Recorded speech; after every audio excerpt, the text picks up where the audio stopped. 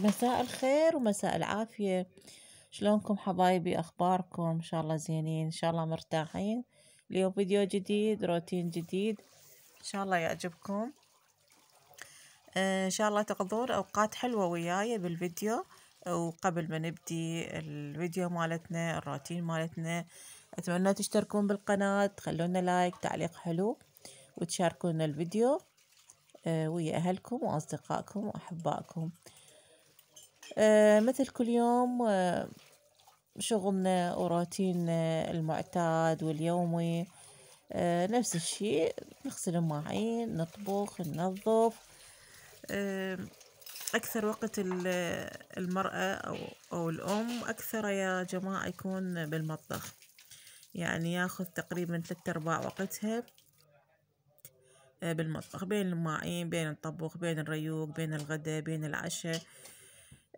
يعني مرات الحلويات، المعجنات، فكأنما يعني صار المطبخ وغرفة المعيشة بالنسبة لنا. هذا هسه حتشوفوه بالفيديو. إن شاء الله راح نسوي تشريب أو سوب اللحم مالت الدجاج. أي سوب الدجاج. حتشوفون بالفيديو شلون عندنا أبو زهراء تمرض، خربط علينا. وبعد فد شغلات وأشياء منوعة إن شاء الله تعجبكم.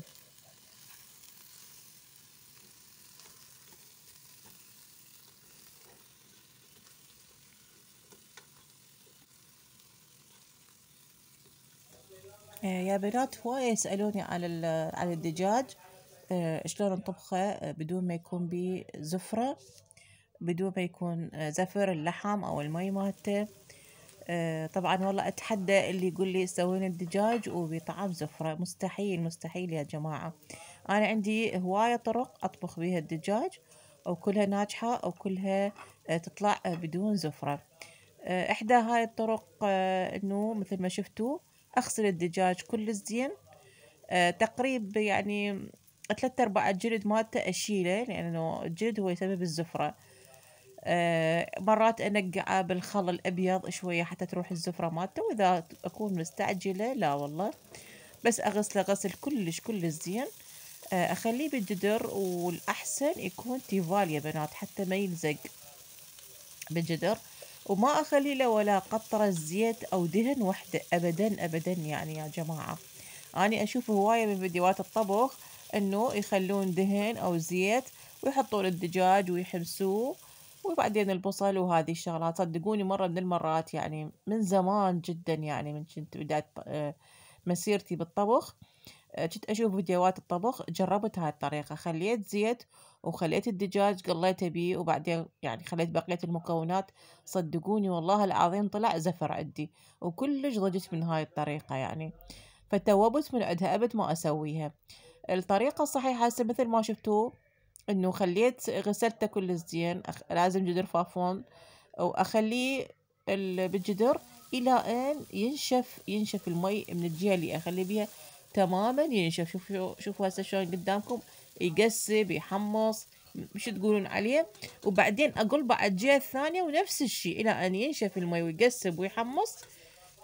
يلا أبدي أحمس بيه. طبعا ما خليت ولا قطرة دهن أو زيت، خلوا بالكم هاي الملاحظة. وراها هاي قطعت بوتيتا وبصل، تحبون ثوم، فلفل أخضر مرات أخلي وياه، وطماطة، نوم بصرة. يعني والله إشكال، كل مرة أخلي شكل، وكل مرة الطعم كلش طيب يطلع يعني. هسه راح أحمسهم ذولا سوا. أخلي هاي البهارات يا بنات، هاي اشتريتها جديدة، أني هاي من زمان شت أستخدمها، اسمها مدراس إذا تعرفوها، فهسه ما أعرف بغيري بس الاسم مالتها. وهاي العلبة ب500 دينار. والله طعمها طيب طلع. أنا يعني ترددت آخذها من كنت من العطار دا أشتري بهارات، قال لي هاي كلش طيبة وهاي دا يستخدموها ودا يشترون من عندي، والسحب عليها زايد. يعني قلت له والله أنا أعرفهم من زمان، كانت عندي، بس لا أفضل أستخدم هاي البهارات المفردة، يعني مالت البرياني على جهة، مالت الكباب على جهة، مالت الدولمة على جهة. بس بعدين فكرت قلت خلي آخذها الثانية، ما خسرانة شي. والله أخذتها وجربتها، كلش طيبة، أعطتني فد نكهة طيبة للدجاج. وخليت بعد وياه كركم. هالمرة اقتصرت بس على هاي الأشياء، يعني هاي البهارات مالت المدراس وكركم وملح وفقط، وهذا الحمص مال البوتيتا والبصل وياه فقط. أي بس كل مرة أخلي نومي بصرة مطحونة، نوم بصرة عدل أكسرها وأخليها، أخلي ثوم عدل مرات بالمي مالته بالمي السلق، أو أخلي أحمس ثوم وياه. يعني كل مرة قلت لكم شكل، هالمرة بس هيجي. ولأنه كان أبو زهراء مريض يعني ما خلت لا فلفل حار لا بهارات كلش قوية، يعني حتى خاف تأثر عليه. بس هيجي والله طلع كلش طيب. يعني سووا بهاي الطريقة وجربوا، إن شاء الله تعجبكم. وإن شاء الله تشوفون انه لا الدجاج زفر ولا اللحم مالته حيصير زفر. هاي بعدين عندي هذا البصل الاخضر، حبيت اخلي هاي العودان مالته ويا السوب. هسه راح اخليه يفور وانصيه، وها هي وسهبنا وسهبكم مليون عافية ان شاء الله. هنا ثاني يوم يومي بالدوام. والله اني وفايته نزلت من الكي دا امشي اتوجه للدوام مالتي. شفت هذا العربانة مالت اللبلبي، والله ما اعرف كفخش بخشمي، كفخت بخشمي الريحة، ضعفت كلش امامها. اي وكان الجو كلش بارد بهذا اليوم. فرأسا اشتريت لي طاسة ورحت المختبر. كان الوقت يعني كلش بالوقت اني وصلت للدوام، حتى بعد المختبر فارغ بعد ما حد جاي. قعدت اكل اللبلبي مالتي بين ما يجون البنات ويجون صديقاتي. اي وهنا نروح الشغلة اللي صارت عندنا. قلت لكم أبو زهراء على ساعة خربط علينا. ما نعرف شنو السبب، هو كان يعني انفلونزا عنده، ما نعرف شو على ساعة وقع، وبعد ما يحس على نفسه تخربط. ودينا للطبيب، خلوا له مغذي وأبر وأدوية، والحمد لله على كل حال. آه، يعني واحد ما يعرف جضامة للأيام جضام للقدر. يعني على ساعة تتغير أحواله من حال إلى حال آخر. مرينا بيوم متعب، يوم مؤلم. يعني شوية انهبطنا، انصدمنا، لكن الحمد لله عدت الأزمة، راحت، والحمد لله. ولهنا يخلص الفيديو مالتي لهذا اليوم يا بنات ويا جماعة الخير.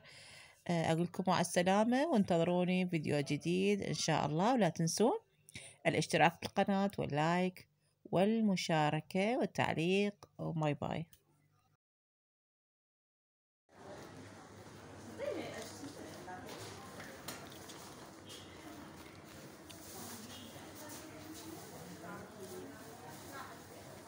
بالضبط.